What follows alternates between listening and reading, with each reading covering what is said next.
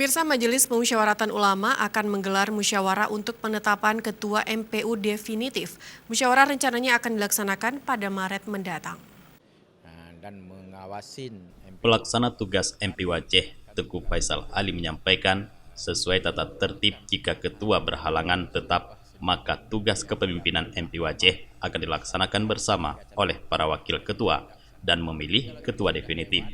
Namun Teguh Faisal Ali menyampaikan, saat ini dirinya menjalankan amanah tugas tampuk kepemimpinan MPU Aceh sebagai pelaksana tugas ketua MPU Aceh hingga dilaksanakan musyawarah MPU untuk menetapkan ketua pergantian antar waktu.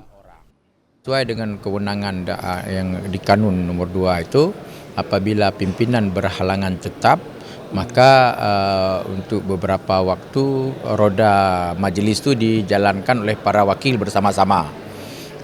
Sesudah itu baru pimpinan bermusyawarah untuk mencari satu orang dari unsur pimpinan itu menjadi PLT, pelaksana tugas. Dan tugas PLT itu nanti akan melakukan sidang paripurna khusus yang terkait dengan PAW, pergantian antar waktu. Insya Allah bulan depan itu akan kita lakukan.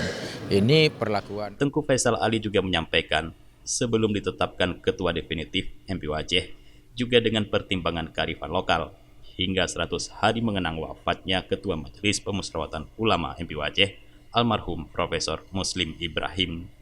Dari Aceh Besar, Tim Liputan Aceh TV melaporkan.